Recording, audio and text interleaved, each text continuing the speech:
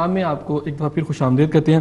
اچھا ڈاکٹر صاحب، پچھلی بریک میں انہوں نے یہ بات کی ہے کہ بنیادی طور بیسک نیڈز فلفل ہوتی ہے تو پھر تو نارمل رہتی ہے سوسائٹی، لیکن اب پاکستان کے اندر جو ایک مینٹل پریشر ہے اس کی بیسک نیڈز نہ ہونے کی وجہ سے، اور وہ تو حکمرانوں کی ذمہ داری ہے، نیچے سے تبدیلی تو پھر نہیں آ سکتی نا. دیکھیں ایسا میں کہنا یہ چاہ رہا ہوں کہ دیکھیں اوپر والی تبدیلی جو ہے وہ نیچے والوں نے ہی لانی ہے. انقلاب کس کو کہتے ہیں؟ انقلاب کبھی اوپر سے نہیں آتا، انقلاب نیچے سے آتا ہے. انقلاب تعلیم کے میدان میں بھی آتا ہے، مذہب کے میدان میں بھی آتا ہے، ہر چیز میں انقلاب آپ لا سکتے ہیں. اور انقلاب تب آئے گا جب آپ لوگوں کے مائنڈ سیٹ چینج کریں گے. میرے خالی کہہ دینے سے انقلاب نہیں بن جائے گا. اس لیے میں یہ سمجھتا ہوں کہ حکمران، یار یہ تو قرآن کی بات ہے، اس میں کوئی ایسا کوئی ہمیں بحثنے والی بات نہیں کہ جس طرح کے ہم ہیں اسی طرح کے ہم پہ حکمران مسلط کر دیے جائیں گے. اگر آپ نے بہترین قوم بننا ہے تو آپ اپنے جو افراد ہیں ان کو بہترین انسان بنائیں، بہترین مسلمان بنائیں، آپ بہترین قوم خود بنیں گے. اور یہ ہو نہیں سکتا کہ آپ کا سسٹم اگر اتنا مضبوط ہو جائے، آپ کے افراد اتنے مضبوط ہو جائیں کہ آپ پہ کوئی غلط حکمران مسلط ہو جائے. یہ نہیں، یہ مسلط اس لیے ہوتے ہیں میں اور آپ کمزور ہیں. یہاں تو ہم اپنے ووٹ کا حق استعمال نہیں کرتے ہیں تو ہم اپنے مامے چاچے کو ووٹ دینا چاہتے ہیں، اس بندے کو دینا چاہتے ہیں جو کل کو ہمارا اچھا اور برا کام کرا دے گا تھانے میں جا کے، کچہری میں، کورٹ میں. یا اس کو دینا چاہتے ہیں جو آپ کی برادری کا ہو، یا اس لیے دینا چاہتے ہیں جو مجھے کوئی پیسے دے دے گا، مجھے سواری دے دے گا، پیدل نہیں جانا پڑے گا ووٹ دینے کے لیے. اور پھر جب وہ الیکٹ ہوتے ہیں وہ آگے ووٹ اسی طرح وہ بیچ دیتے ہیں. آئے گی تو نچلے سطح سے. ڈاکٹر صاحب یہاں ایک بات تو ہم نیچلے سطح پہ ایک اہم پوائنٹ میں تھوڑا سا جو آپ کہہ رہے ہیں میں چاہ رہا ہوں کہ اس کو مزید آپ سے تھوڑی سی بات کر لوں کہ آپ یہ کہہ رہے ہیں کہ جو لوگ اس طرح کے الیکٹ کرتے ہیں حکمران تو آتا ہے. اب دیکھیں بیسک نیڈز ہی نہیں ہے جس کی پوری ہو رہی، جس کے سر پہ چھت نہیں ہے، جس کے پاؤں میں جوتی نہیں ہے، وہ کیسے ووٹ کا صحیح حق استعمال کرے گا؟ ایسن میں یہی کہہ رہا ہوں، دیکھیں آپ نے حکمران کو آزما لیا، اب آپ خدا کے لیے آنکھیں کھولیں اور آپ یہ دیکھیں کہ آپ کے لیے، میرے لیے اور پوری قوم کے لیے اچھا برا کیا ہے. جو ان میں سے بہترین ہے اس کو آپ ووٹ دیں. لیکن ایک ایشو یہاں پہ یہ آتا ہے کہ دیکھیں ہم نے پولیٹیشنز کو اتنا گندا کر دیا، پولیٹکس کو بھی اور پولیٹیشنز کو بھی، کہ ہم نے ان کی کریکٹر اسیسینیشن ہر شو میں لڑایا، ان کو، ان کی ایک دوسرے سے گالی گلوچ کرایا اور ان کو ننگا کیا. سب چینلز نے، کسی چینل کو شام کو لگا لیں یہی کچھ کر رہا ہے. جو زیادہ لڑا رہا ہے وہ زیادہ کامیاب ہے، اس کی ویورشپ زیادہ ہے، ریٹنگ کا مسئلہ، کیونکہ لوگ ریٹنگ کا مسئلہ، ویورشپ کا مسئلہ، سپانسرز بھی آپ کو پھر اتنے زیادہ ملتے ہیں کہ آپ لڑا اچھا لیتے ہیں. اب ایشو یہ ہے کہ اس طرح کا آپ پولیٹیشنز کو گندا کر کے یا پولیٹکس کو گندا کر کے، کم از کم کوئی شریف آدمی اپنے بچے کو پولیٹکس میں تو نہیں ڈالنا چاہے گا. میں تو نہیں ڈالنا چاہوں گا، نہ آپ ڈالنا چاہیں گے. ہم تو یہی کہیں گے کہ یار پولیٹکس سے دور رہو، یہ تو گند ہے، یہ تو گٹر ہے. جب میں اور آپ پولیٹکس میں نہیں آئیں گے یا ہمارے بچے نہیں آئیں گے بائی چوائس، تو پھر کون آئے گا؟ پھر واقعی گٹر ہی آئے گا.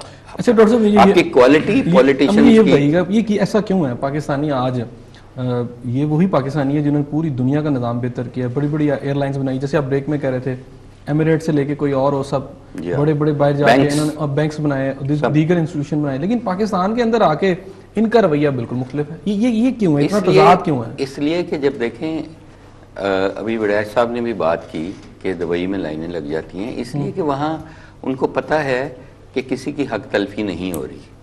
یہاں پہ آپ اترتے ہیں، پہلے نام لکھے ہوتے ہیں کہ یہ پروٹوکول لکھے ہوتے ہیں، خالی آدھے جہاز کے پیسنجرز کے پروٹوکول لکھے ہوتے ہیں. جو آدھے رہ جاتے ہیں وہ یہی ہے کہ یتیم یا بڑی ہیں بیچارے جن کے نہیں لکھے ہوتے. وہ یہ سمجھتے ہیں کہ میرا حق ملے گا نہیں جب تک میں شور نہیں کروں گا. وہ یہ سمجھتے ہیں. اگر ان کو پتہ ہو کہ ایک سسٹم انٹیکٹ ہے اور ہر کسی کو ہر کا حق ملے گا، سزا اور جزا کا سسٹم ہے، تو وہ ضرور لائن میں لگیں گے. یہ کوئی اس میں ایشو نہیں ہے. جب آپ کو فرسٹریشن آپ کے انسان کا ایک نیچرل دماغ ہے کہ اس وقت آتی ہے جب آپ کو یہ سمجھ لگتا ہے کہ جی آپ کا حق مارا جا رہا ہے، جس کو آپ اپنا حق سمجھتے ہیں اس کو مارا جا رہا ہے. میں اس کو یہی کہوں گا کہ دیکھیں دو چیزیں ہیں. پاکستانی جو اس وقت ہم ہیں ایک عام ایوریج شہری ہے وہ اس وقت بہت زیادہ لتھارجی اور ڈی موٹیویٹڈ ہے. ہم کہہ رہے ہیں کہ جی ہم 1 گھنٹے کا پروگرام کر رہے ہیں کہ جی حکمرانوں کا قصور ہے, حکومت کا قصور ہے. حکومت بنانا توڑنا بھی ہم نے ہی ہے, عوام نے توڑنی. میں نہیں سمجھتا کہ اگر 90% عوام واقع ہی صحیح قسم کا پاکستان چاہیں اور وہ بنے نہیں.